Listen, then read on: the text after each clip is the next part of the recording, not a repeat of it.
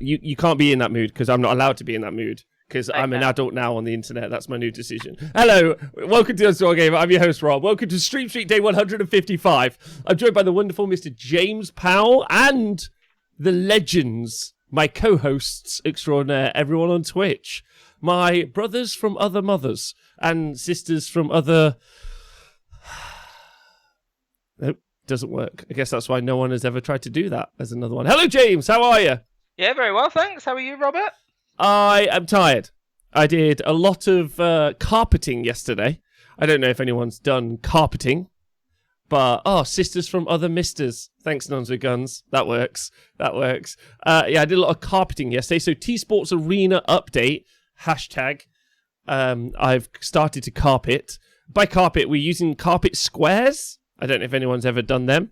And also, we've had a suggestion from one of the building team, Big Goldfish. He was like, just tack them down. So we've done that. That's harder than it would think, 'cause it's quite a large area. It's like 50 square meters that we've had to tack. So a big shout out to Dan who helped me yesterday. We were tacking all day and I just got bored. After about... we started at 8 a.m. and we finished at 6 p.m. And it Did was you still finish, not though? No. Oh, you're slow. No. I'd be paying you a day rate, would I? Bollocks! That's my first time on the job. Oh, why have I hired you then? You're not doing this sales pitch very well. I know. Rob, could you answer the age-old question? Do the curtains match the carpet? There's only one curtain in the venue, and the answer is no, but it will do eventually. That's the dream. Hello everyone live. Winner Dave, big shout out to you. Can't wait to see you. Sir Callum, Yes Meatballs, War Machine, Stufflin, Nuns and Guns, Trog. Oh my god, what a great guy. Serenity, Penguin 2000, Owen Jackson, big love to you. Gitley, big love to you. Thanks for subscribing. Big shout out to Gitley's son as well. Why? What's happened? He got his GCSE grades. How do you do? To go to college. Look at that. Hey, Gitley's son. Can we get some love for Gitley's son in the chat? Big shout out to also. I don't know how many Warhammer community members are getting their GCSEs today, but anyone who's lost to little Chris Caves Jr. over in Northern Ireland, you may have heard of him before. Chris Caves Jr. Pretty good. Took out a GT. They came second, and then took out a GT at the beginning of the year over at Warhammer World. He's getting his GCSE results today. That's my favourite bit. He's like, I've beat you. I've won this tournament. Probably getting a B in English. Might not get a B. Hopefully get an A. Pretty smart fella. But big shout out to him. That's fun. But big shout out to Gitley's son also. So no contact cement on both sides. I prefer using the glue to use carpet and tacks on something that small. Listen, W. Soren, I'm not a carpeting expert. What happened is this. A bigger boy said to me, nail those down. And I went, yes, boss. No problem. That's when Nathan's like, take this long wait over there. I don't ask any questions. I just do the thing because the bigger boys know more than I know. Right, the anyway. idea that Nathan just spends his whole day just telling you what to do and you can't say anything because you have no idea. Zero idea. Zero. It's the perfect role reversal for the show, basically. Anyway, James, how have you been? All right, plodding along. Yeah. Still in my house. I haven't spoke to you. We didn't do this week's show, did we? We did not. And I had a week apologies off, to so everyone. I've Apologies to been everyone that we didn't do it. So 1 week I did a load of hobby. 1 week I played 5 games in a week, I think. Mm-hmm. And then I've had like 2 weeks of doing nothing. So I've done some painting. But that's about my lot. How about you? What have you been up to? Fill me in. Catch me up. That's what I've been doing. Mainly the venue stuff. You've done no hobby? No. So during the stream sheet, the only time I get to hobby, you guys, and I have painted. I painted 30 plague bearers the whole way through, and I'm probably a third of the way through the other 60. Because they're just when I'm talking on stream, and I normally like to paint now. When it's like a really involved subject, or I'm doing like a presentation, like let's say when we're doing a Battletome review, I won't paint. I'll like read off the script and I'll kind of look at stuff. But when we're just having a chat, I end up getting a bit handsy if I don't do something with my hands. So I've been painting. So I try to find stuff that I can pretty much paint on stream. So it requires not a lot of thought. And my Death Guard was a bit. Plague bearers of that, are they? Plague bearers of that. Plague bearers are fairly simple. I also like little side note as a painter, or as not a very good painter. I'm pretty much in love with dropper bottles. I don't know if I've talked to you about this before. I only really started using them just before lockdown happened. Okay. Because I had some, I went over to my friend Tom Wallace's house, and he gave me, he was helping me do the paint scheme for my Untamed Beasts because I wanted them to look really nice. So he was kind of helping me out with that, and he's a phenomenal painter. So, like, he was using all the dropper bottle stuff, and I was like, oh, this is handy. Just drop it in there and just carry on, and not like flip the lid open and get a bit of paint on your shirt, and then like the lid closes every time, and you got to reopen the fucking lid, and do you know what I mean? So I've been using dropper bottles, which is pretty exciting. And I've really enjoyed that. And I've got a mixture of Army Painter and Vallejo.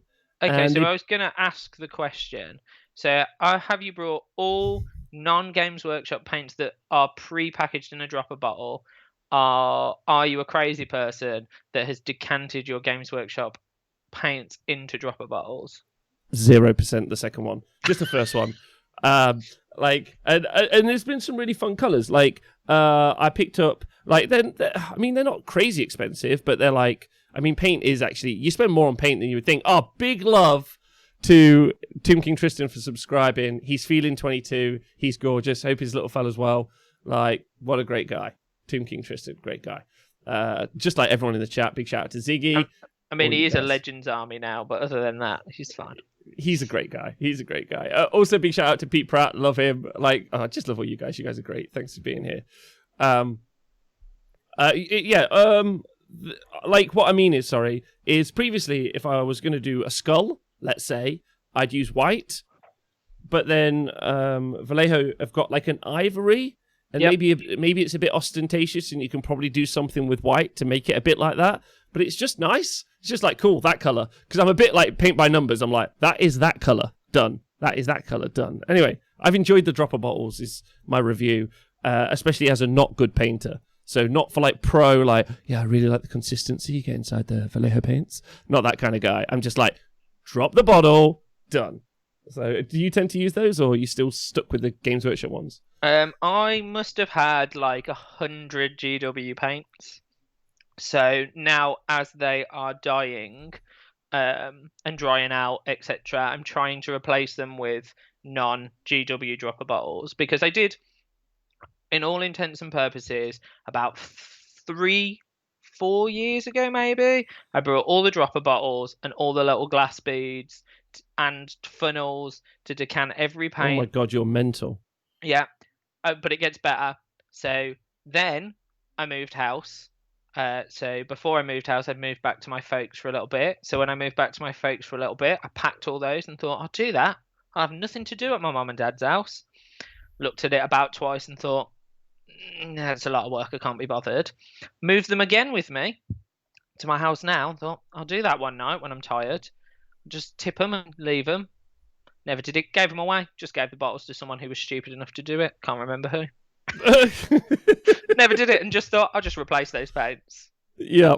I think it's one of those. It's one of the stealth purchases that you don't really know that you're spending money on. You're just like, I'll get a few paints. And you're like, that's £45, and you're like, oh, is it 45 quid? Like, I sometimes recently have looked on, like, on the web store or on Amazon. That's what I mean by the web store. Sorry, but you go on and you're like, oh, there's like, I'll get the starter set from Vallejo or whatever that case may be, and then I don't, because it's like, actually that's 60 quid, and you're like, oh, that's actually quite a lot of money. But yeah. I have collected some random paints over the years, and the ones in the dropper bottle seem to also last a bit longer. I don't know if anyone else has found that. This is not me. I'm not driving an axe. You guys know I'm not a painter. So this is just me, like, grinding an axe, sorry. This is just kind of my genuine, like, reaction.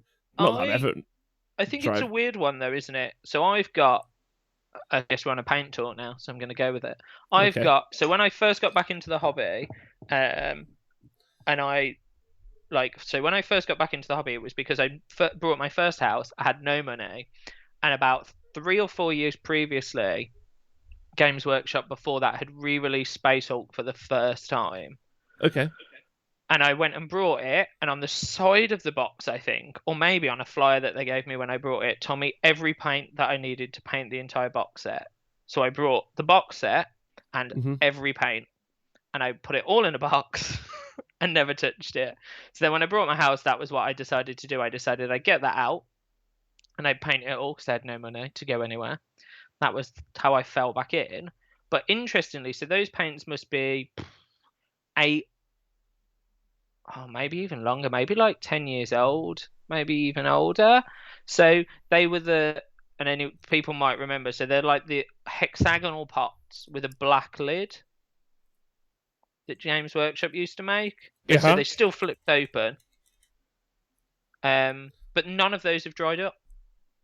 Okay, yeah, the older ones. A lot of people Yeah. complain. A lot of my Games Workshop paints have dried up at this point. If I've ever opened them, they've pretty much dried up. Again, not grinding an axe. And I know if you go back and you want to listen to actual technical talk about this from a genius and a wizard, you can go listen to Henry from the Cult of Pain talk about. You can go and listen to him talk about it basically on I don't know what stream streak at this point. Just search for Cult of Pain on the Stream Street videos or podcasts. I don't know what number it is at this stage. So I also think I think my biggest problem with it is that when they dry out, it doesn't. But I don't feel like I've ever been ripped off by Games Workshop on paint. I think. I think I have with the because when I first got into Warhammer, like very early, one of my like second or third armies, because I went from like 1 army to like 8 armies very quickly, and I mean in the space of months. So surprised. Yeah, yeah. I was all the way in, and I still am.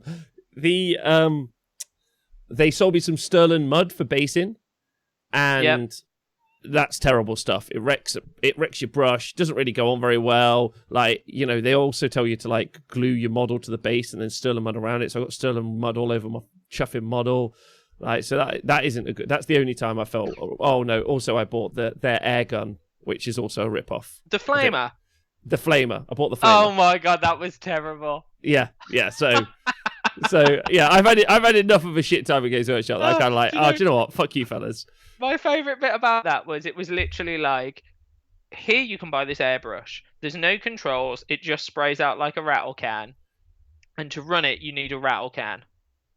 Yeah. How much is the rattle can? $9.60. Okay, how much is a colour rattle can? $9.60. Cool. Still gonna do it because it's Games Workshop and we just buy their stuff. Well, anyway. They didn't do coloured rattle cans at that point. But I bought a load of army. No, I bought a load of army paint and rattle cans, which I really liked. I know some people are iffy on the army paint and rattle cans, but I've had nothing but good experiences with those cans. Like not one time. I was debating with someone the other day that all of my blue horrors are the same colour as I think it was a 90s Peugeot, because I brought blue rattle can from Halfords. Peugeot Royal Blue and my blue horrors. Sexy. Also, apparently there's something. Serenity in the chat has dropped some hot knowledge on us, which is cool. Asset Drop. So Asset, ASSEET. Drop is a monthly paint loot box with hand-picked paint sets and paint sets and guides. Sometimes you get technicals like slow, rust, snow, and rust, etc. I've also learned just reading that one sentence, I can't read at all today.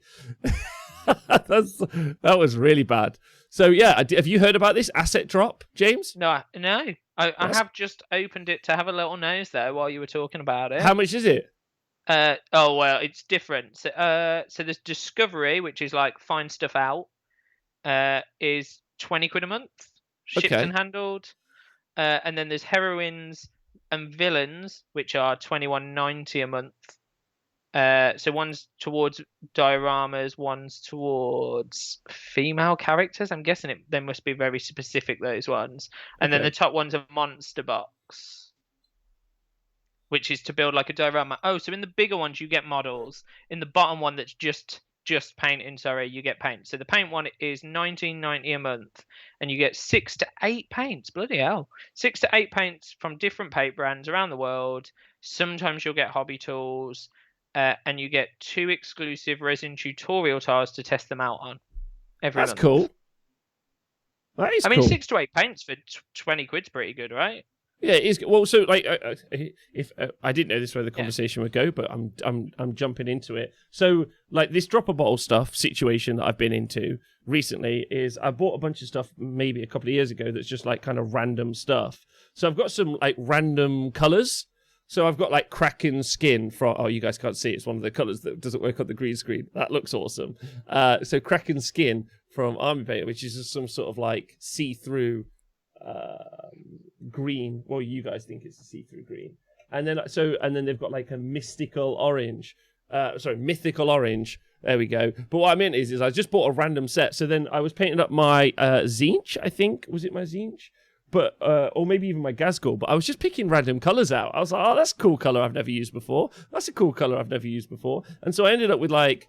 I know some people don't go through. That's probably the worst way to paint. How are you going to paint this model? Well, I'm going to look at the paints that I've got and randomly pick stuff out. Best way to paint. Yeah. Best way to paint. That's right. But that asset drop sounds really fun. I've never heard of that. That's cool. So big shout out to Serenity for bringing that up. That's fun. James, that sounds like it's kind of up your street. Yeah, maybe. So I used to have one of those monthly boxes of things, like nerd stuff. And I really liked it for a while, but in the like a loot box thing. Yeah, I had a loot, like the actual official loot box. So the other issue was that it's American. So when I started, it was like 18 quid a month, which I think isn't too bad. Right. Okay. And very, very often I'd miss that it came out my bank account and it had kind of come out, and I'd be like, oh, I've paid that, but it's okay. And then the stuff turns up and it was exciting. But after a while, like the UK exchange rate went crazy, and I looked one month and I was like, oh, paying like 30 quid a month for this, and like then the box would come out and be like, oh, for 18 quid this was super good, but for like 30 quid this is not good at all. Whereas I think like this is UK, so I know obviously there'll be lots of other people watching from around the world, but yeah, it looks cool, quite a cool idea. No, or maybe there's versions. Maybe there are versions of it in other places in the world as well. So yeah, I imagine so. I'd be tempted. I might give it a go. Okay, well that's fun. So yeah, anyway, to answer that question that you asked me about 15 minutes ago, my hobby has been painting plague bearers, but mainly, obviously, I've been working on the venue, the T-Sport stuff, which is quite involved. There's like a lot of teams. Big shout out to any member of any of the teams at this stage who've been helping out in any way, shape, or form. It's been pretty fun. So like there's some really cool stuff hopefully that we're going to do, which is fun. Some setbacks like screens are too much, so we're going to go for boards, but no one even knew we were doing screens anyway, so that's fine. Until you just told them. Until I just told everyone. Yeah, and just loads of other little stuff.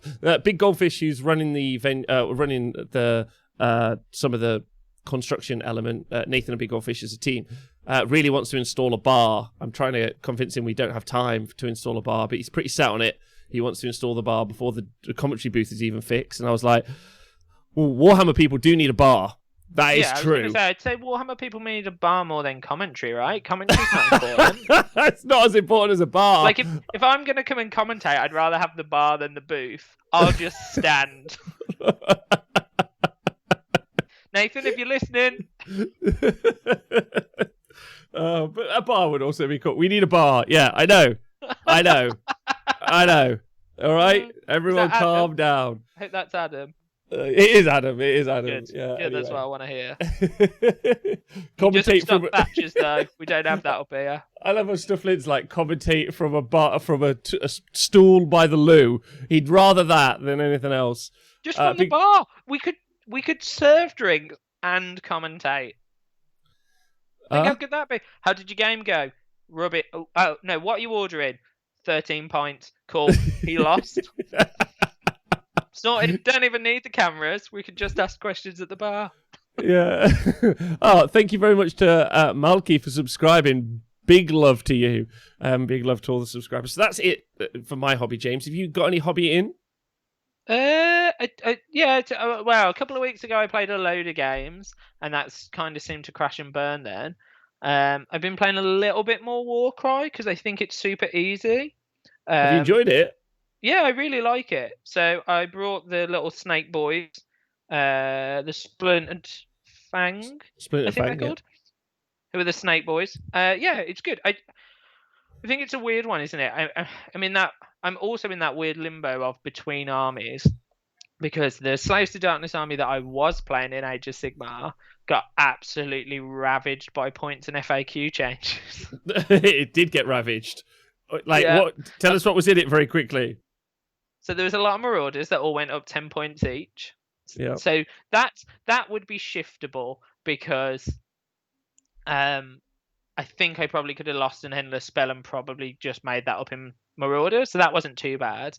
But then my other problem was there were 3 Gaunt Summoners that obviously each brought on 10 pink horrors that now bring on 5 pink horrors. And I don't really care about the FAQ changes because actually it was probably sensible. But I'm more annoyed that I painted all the things and they were not enjoyable to paint. That's exactly how I felt about. I mean, number one, also same. I painted up 3 Gaunt Summoners over lockdown. So, oh no. Also, they double nerfed it, didn't they? Because you also, when you summon the pink horrors, they're no longer battle line. So you also don't get to like score battle line objectives with the pink horrors. So it's like a double down. I mean, when there was 10, it didn't matter anyway because it was like, cool, hit me, bro, and I'll have more models on this point. Yeah. And then, yeah. So some big changes there. It's an interesting time actually because I know this might seem a little bit forward thinking just so recently after the GHB, but obviously you have to remember that like there's a 6-year cycle, not 6 years, 6 month. I am terrible today. A 6-month cycle on these kind of points reviews, and they'll be looking at the points analysis for the winter FAQ currently. So does that make sense? So maybe they won't be finalized until closer to the time, but I would think that they would be starting to look at it. And starting to look at that means that they'll be looking at the stuff that's strong now, which is difficult to assume or work out because obviously we don't have much tournament data at all. Yeah, I don't know how they're gonna.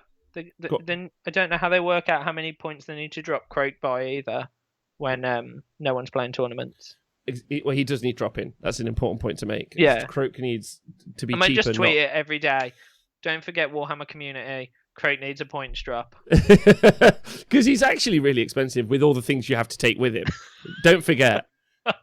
And so if you guys wanted to see, this is where it gets kind of fun, the meta analysis of what armies might be getting hit or might not be getting hit. And sometimes it's been a bit anarchic and we haven't really ever been able to figure it out. But sometimes there's been some really key indicators. I feel a bit like a stock market trader sometimes, James. You know, when you're looking for like the numbers to go up and down, you think, oh, actually, this CEO over there has actually decided to do this thing. I don't know anything about stock, so this is me going off TV and basically no knowledge. So, you know, buy, sell. Yeah, like this guy's trying to do this thing, so that'll probably influence the market in this way, or our early signs are. Do you know what I mean? So this is a good time to be checking out what your local influencers are doing. Maybe people with some advanced knowledge, and then if they end up, you know, buying armies and start painting them up, you start seeing them on the paint table, or similarly, if they're selling armies and you see them or like on sale sites, whatever, you can kind of start to get an indication that maybe their advanced knowledge might be giving them some clue of what might be coming up in the winter FAQ. Does that make sense, James? Or do you trade in those? Do you work on the Warhammer stock market, or are you not that interested in the buy, sell, sell? No, I brought a million Marauders when no one wanted them. Well, you bought low. You bought low, which was clever. Yeah, but then I could. So, like, then obviously when the Slaves to Darkness book came out, and loads of people were like, "Oh, I want Marauders. I'll buy some," and they were selling at obscene money, and no one wanted to paint the ugly models, and all of mine were painted. I still never sold any of them. Oh, they're not behind me. They're downstairs, but they're all still here. No, I don't think I've ever fallen into that part of hobby where I'd meta chase. So like when OBR first came out and they were super strong. I mean, not that they're not strong now, but like when they were disgustingly strong, like I looked at them and I was like, couldn't do it, couldn't build those ugly ass models. And I know some people like them, but it's not going to happen. Listen, the Death Riders are some of my favorite models. They're great. Yeah, but they're not Batman, are they? Yeah, in Staliarch Lords they are. Yeah, too much effort. Not buying them. Ugly. Oh wow, rude and wrong, but okay. But I think like there's nice models in that collection, and then there's also ugly models in that collection, and they don't like as an army. When I look at them, I'm like, cool, understand that people are going to like them, but for me, not a fan. And so even if they were disgustingly broken, there's no way I'd play them. Which is why, so obviously there was a load of jokes about Lumineth being super strong, but like by the time I'd seen just the archers, I was like, cool, I'm on that because I just want to own those models. Well, I mean, I really, I technically I could leave, but I'm a big fan of the riders. Again, I think I'm a bit of a cavalry nut, to be honest. I think chariots, cavalry, I think they're always very cool. Pretty much, not you, Saurus Knights. Not you, Saurus Knights. It's too late. You've said it now. You don't count. No, you don't count. I might continually buy them off eBay and just post them to you in singles, like, but not like a whole model, like actually on sprue, and post you like half a Saurus Knight, and then a week later the other half a Saurus Knight. Also, James, Death Riders are just flat battle line in OBR. Oh, there you go. Thank you, team. Thank you, team, in the chat. I really appreciate you letting me know.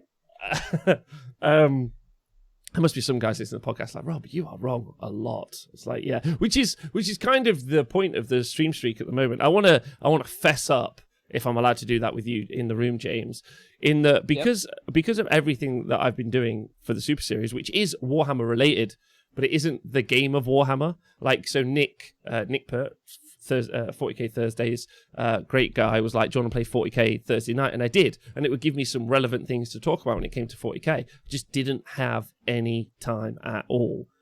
Does that make sense? Because I was stapling down carpet, or I mean, outside of the news, like top line news, I've just been organizing the teams, terrain, building a venue. Like, it just feels like, and it must be, it's kind of interesting for me, James, because obviously I've done this for a living for a few years now, either at Games Workshop or for myself for the Super Series, for Honest Wargamer.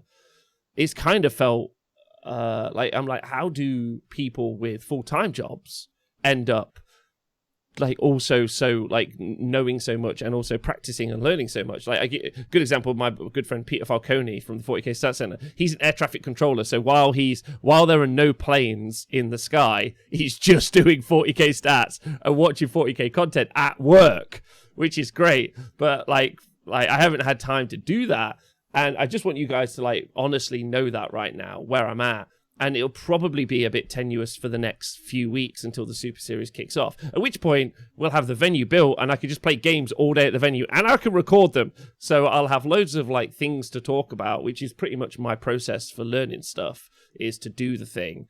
And then, because I'm not someone who just watches other people's content and regurgitates it, that feels like I'm ripping someone off. Does that make sense? Yep. Yeah. I think, yeah. I mean, there's lots of people out there that just make content on content, isn't there? So, like, other people's content, I guess. Yeah. Well, anyway, I just wanted everyone to like, I wanted to fess up to that at the moment, which is fine. Like, I've spent the morning reorganizing the teams, because reorganizing the teams, and then I've got to sort out the promo videos later today, and other stuff. So, I know everyone's got a job. Like, I understand that. I just wanted everyone to and kind of ask, how do you end up dealing with it, James? Like, when you were at work, because I know you're still working but from home. Like, did you sneak a bit of hobby time in at work, or was it just your free time you spent on it? No, just my free time. So I'm quite lucky with my job, even on like a normal day to day, that we have like a really good kind of policy on flexible working, and like when you leave work, you're not supposed to take any work home with you and stuff. So generally speaking, I would do a work day and then come home and then I guess have time for hobby. And I'm quite lucky. So for anyone that doesn't know, and for anyone who's not of the UK, so I live in a place called Birmingham, which is literally the bog dead centre of England. So I'm quite lucky. So it means I can get around. So like I play at Scribes as a scribe on a Sunday normally, which is Stratford. It's about half hour away. And then on like a Wednesday night, if I finished work on time, I could stick stuff in my car and head to the WS10 night. So I've always been quite lucky with it, really. But I think there's a big difference between the amount of information generally I will keep up to date with on a standard week and the amount of information you will keep up with on a standard week. I guess so. I guess it's the difference between, like, I feel like there's a certain level of insight at some point I need to gain to talk about, and my way of gaining it is by doing or going to tournaments and kind of having those conversations and then learning stuff from those conversations, which is always really valuable for me and has been my process. But right now I don't have the opportunity to, well, going to tournaments isn't, but then once the venue is set up, the arena, that'll be all hands on deck. I'll just be like, we're playing 3 games of Warhammer today? Yes. Let's do interviews after. It's going to be great. It's just going to be all set up and ready to rock. So honest Wargamer fans or people listening, expect a lot more content post that, which should be, and I'm hoping will be. No, it will be. It will be great, and there'll be a lot of it, which I'm really hoping to get out to you guys. But recognize that it's taking a lot to set up the Super Series stuff. And that's it. I just wanted to fess up to that. Does that make sense? And just kind of give you guys an update of where you're at. But I think you also have to, like, as with everyone, like, there's a point of acknowledging, like, time's crazy. Well, it is also a global pandemic. Like, yeah, like, were it the schedule that we had, we by now would have been we'd have done the AOS Six Nations, we'd have done WTC, we'd have done London GT, both 40k and Age of Sigmar, we'd have done Capital City Bloodbath, and that would have just been in the past, like, 2 months. Just that. Which would have been a phenomenal amount of, like, stuff, obviously. So when events do kick off again, in the future, ignoring what we as, like, event organizers are going to run in the future, and when events that we can cover kick off, that's the other kind of conversation, because there's also has to be a conversation right now about events like, so I know Pete, so the guys in Northern Ireland and Republic of Ireland, so big shout out to the Hero Phase, they're doing a kind of like series of events, ending up with some qualifiers leading to, these are singles events, leading to kind of like a final, which is cool. So that is the way of keeping their numbers low for an event and then still having them and making everyone feel part of this kind of bigger thing. But I really don't think you could justify right now having, like, I don't think it's even legal, like a 50 to 200 person event. It's just not possible right now. Well, so I'm not even going to lie, like, I don't even keep up on the rules of that anymore. But as far as I can work out, if you're inside, like, a wedding's 30 people, isn't it? So I would have thought that a venue should be 30 people, whatever the venue is. So that would be where my head's at. That's what I imagine. Is that it will be 30 people. But I know that people are trying, aren't they? And I know that lots of people are super keen to kind of push back and get back to events, I guess. And I've just... and different countries have different things, like to be relevant. So Malk or Malik, sorry if I've said that wrong, we could do 100 people events in Denmark at the minute. So, and I think that they have the Alliance GT in Denmark. I'm pretty certain. And I know that there's some other events where they're happening. And so there are events. They're just rare. And, you know, they need to kind of filter through to us to kind of like have those conversations about it. But when they do come up, like not this Monday, but last Monday, big shout out to Dave Fraser for donating £1.55. Woohoo! To the Sound Gear Fund. Big love to you. Big love to you. We got the first of our new headsets through today, James.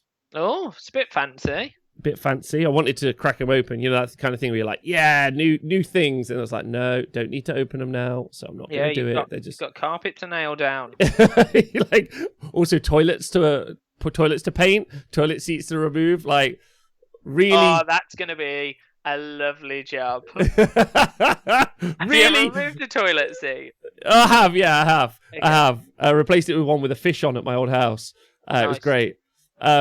It's really classy being a content creator. I want everyone to know that. Like, it's like real top end stuff. I think I'm also ripping up some wallpaper soon. And I think Nathan wants me to sand a floor. I'm not sure what that means, but okay. Gotta do that. It's Even better. Even better. I feel like what you should have done is just posted like a video of you doing manual labour every day and people would have paid to see it. Could have had like an OnlyFans. Rob does manual labour, nothing else. And there'd just be a lead up video that's like, tomorrow, Nathan would be like, tomorrow he's gonna sand a floor. Subscriptions would go through the roof. Yes. Yeah, that would have worked. So hello everyone in the chat. And so with that said, and with there not being much news, although there being a big reveal this weekend, James, is there anything that's caught your eye in the Twitter sphere or generally in the hobby, or anything the Twitch chat would like us to discuss right now? Any hot topics or something that they think that they'd like us to brazenly approach? Brazenly? Yeah. Well, I mean, are we brazen? Is that what we are? Do you not think? Maybe. I've just just as we were kind of communicating, then I've just spotted like some of the stuff coming through in the chat. So, the Yes Meatballs has said the Republic. So I'm guessing the Republic of Ireland, has just changed. So no mass gatherings are allowed. Mass gatherings aren't allowed, but you can go to mass to praise your and recite a little line. And you can have a Super GT. Yeah. Yeah. There's an event in America called Holy Wars. You could just rename it that. Although, probably I wouldn't want to run an event in Ireland called Holy Wars. Not into that. Like, that would not be okay. It's probably not appropriate, right? Just saying. Dave, I'm probably not going to touch that subject because I'm trying to be an adult on the internet nowadays, is what I'm trying to be. When did times change? I just don't want to. Does that make sense? No, I'm joking. Let's move on. So so Geek to Be. I mean, you're already here. You're probably a geek, but whatever. Does AOS need a third edition, and what would you change for it, and why? I'd like everyone to know that I do want to talk about it, but I'm being an adult, so like I want everyone to know that. So what's the question? Does AOS need a third edition, and what would you like to change and why? See, I don't think so. I mean, let's look at the changes that occurred in AOS 2. What were the big things? Summoning became free. You used to pay reinforcement points for it. That's a big deal. Plymouth Troll Slayers, thanks for donating £2.37 to the... Because when Dave donated his £1.57, it was specifically to make it a round number for the money. And then... I like the fact that people are now just trolling the money. Each other. Yeah. So I don't think that it so the big changes were, summoning became free. That was pretty massive. The command points were spammable now. It used to be in Age of Sigmar 1 that your general was the only one who could use a command ability, and they could only use their command ability on the War Scroll or Inspiring Presence. We also got the two new command abilities, the ability to run an extra, like turn a run into a 6, and the other command ability, which is... can't remember. There's also the reroll ones command ability, whatever the hell that is. Right,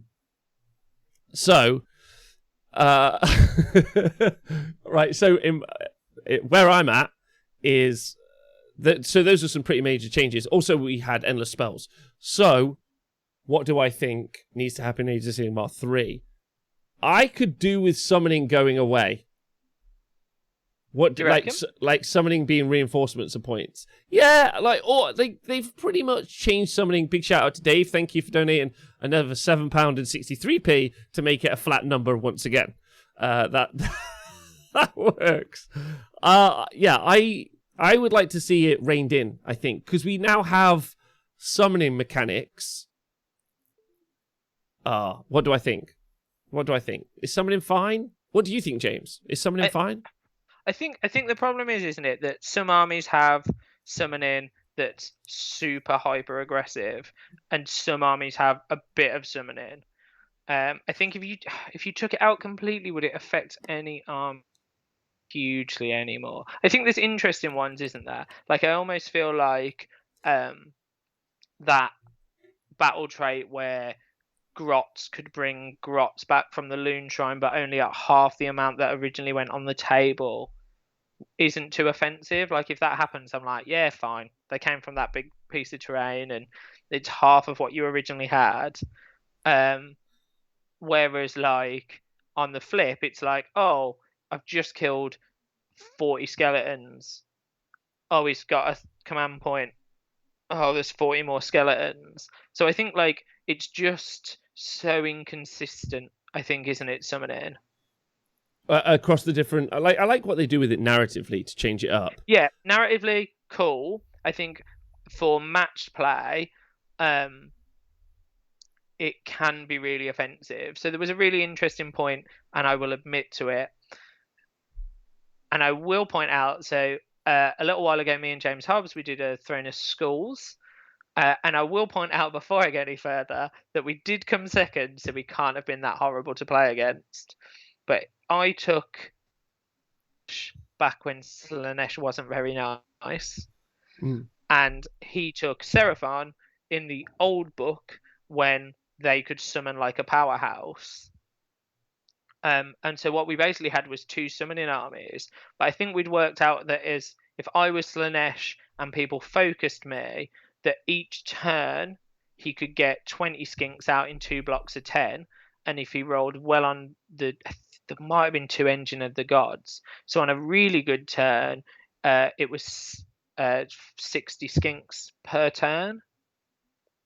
Right. And so there was a game we won just because we flooded the board with skinks that just waddled around annoyingly.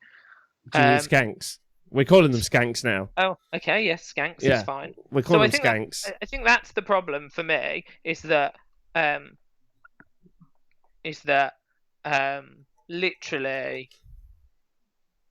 it's narratively it's cool, but it's so inconsistent between armies of what people can and cannot summon, or if they can even summon at all.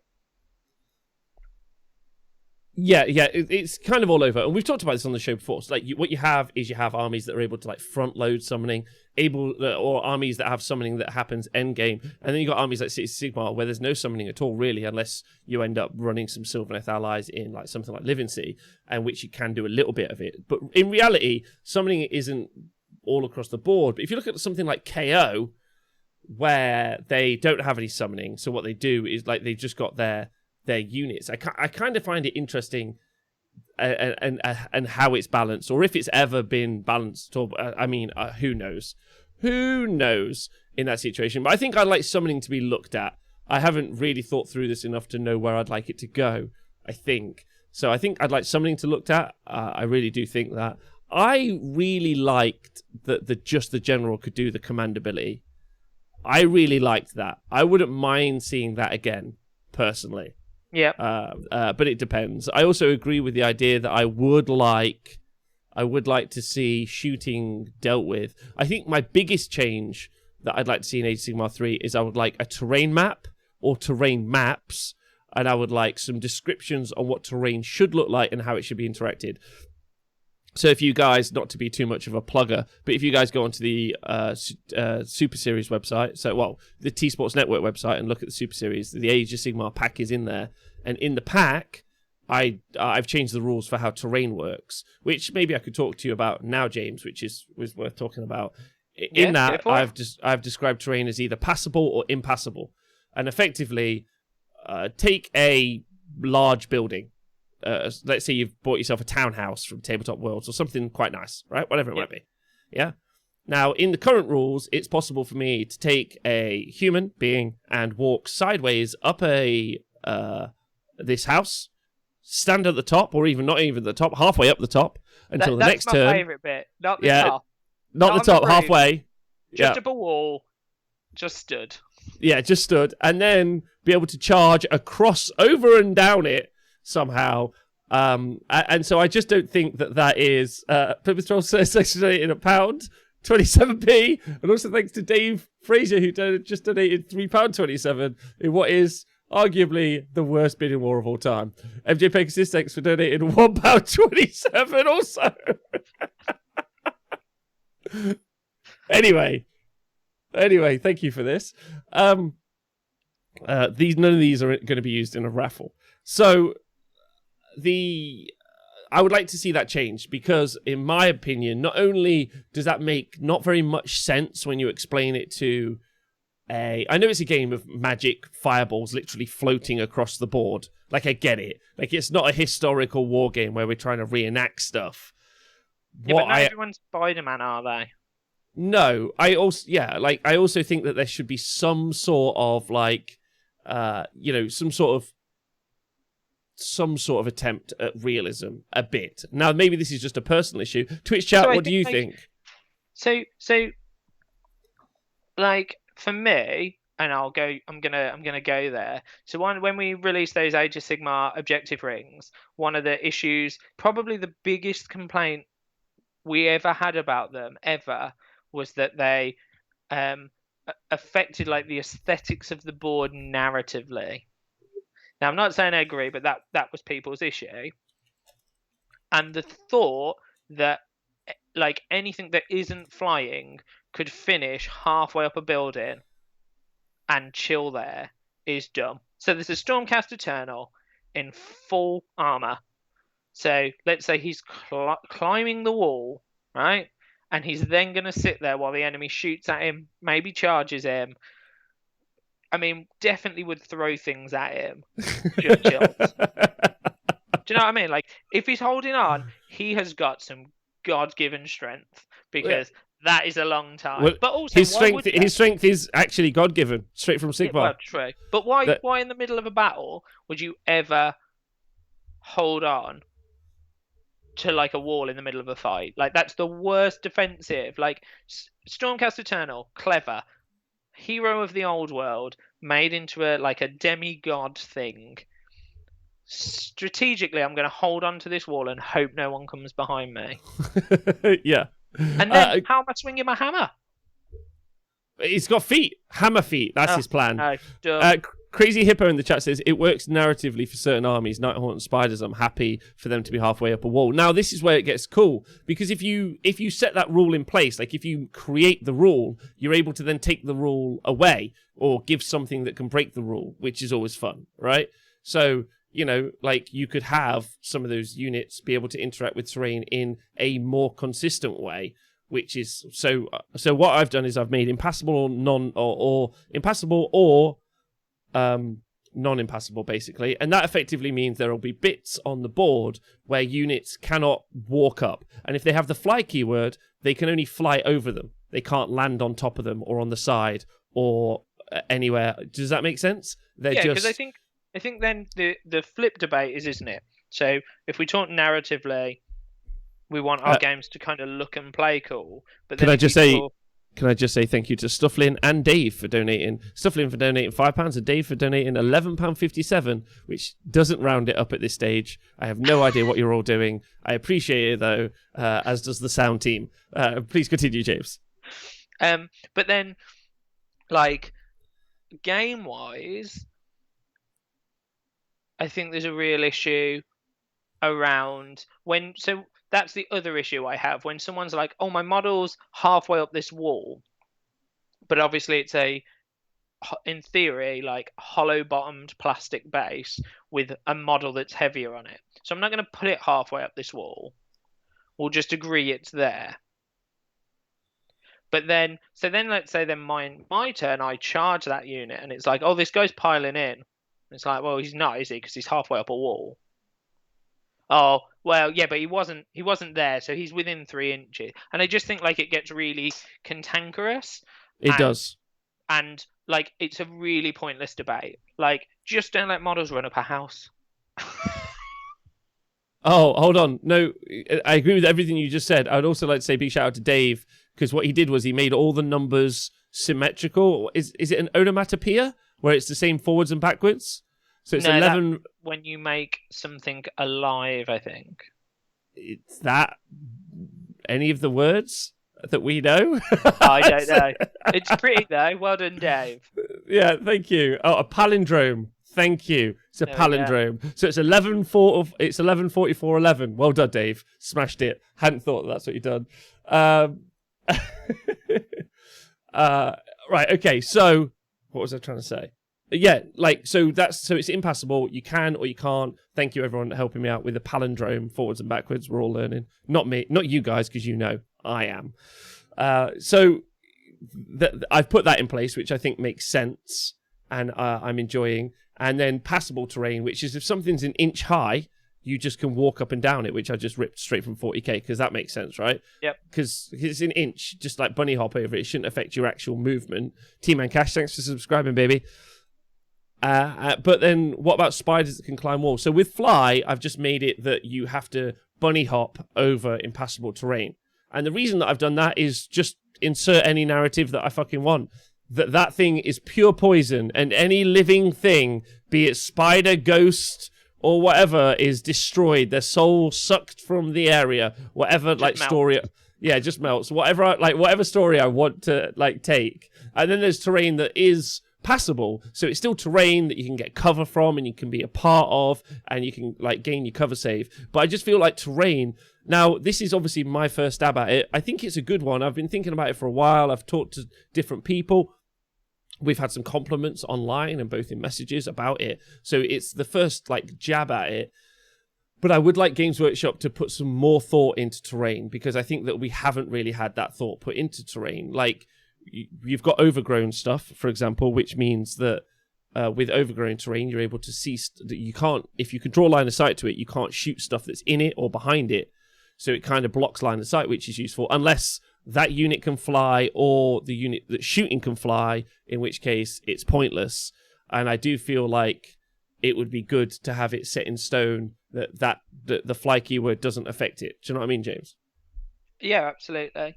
I think there's so many, isn't there? I think there's so many rules in my head. There's so many of those rules that like got released in version 1, like Garrison, which obviously has come up again with the Seraphon terrain and Men in Boats, that I think were written for like Generation 1 and probably haven't really been looked at since. So they just kind of get plastered to. And I think that's the biggest issue. Like terrain, like there was rules for it.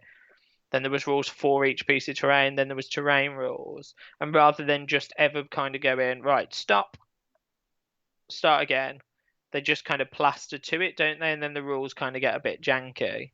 So it'll be nice. I think the best thing they could do for me, for 3.0, is to take the rulebook and start again, if that makes sense.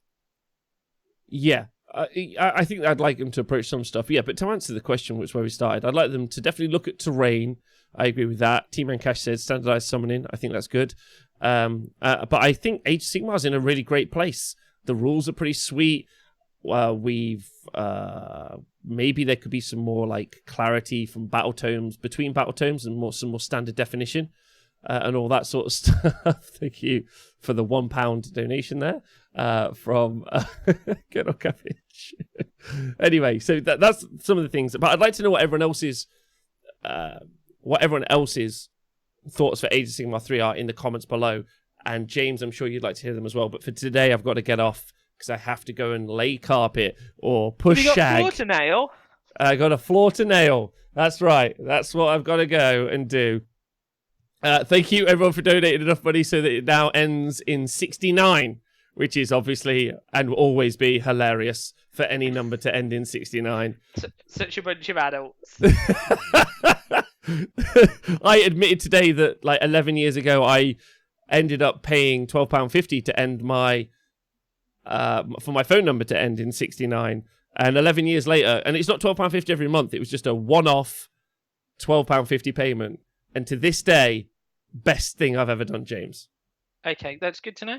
And next Best time thing. I phone you, I'll chuckle about it. Yeah. Thanks. Right, well, it's a pleasure talking to you guys. Thank you very much. We'll see you guys soon. I'll see you tomorrow. Thank you for sticking with me. Thanks for being brilliant. Thank you to Patreon. Thank you, podcast guys. Please stay hydrated. Thank you to everyone who's joined us live. You guys are great. James, any shout outs you want to give before we go? Just to everyone in the chat, keeping me entertained for the afternoon. And I will see you all later. Yeah, I'll see you all later too. And thank you to everyone who donated to the Sound Gear Fund. You guys are great. See you soon. Don't forget Saturday, where we'll be doing a long 12-hour, maybe, streak show because to raise money and also do stupid things. Big love. Take care of yourself. See you soon. Goodbye.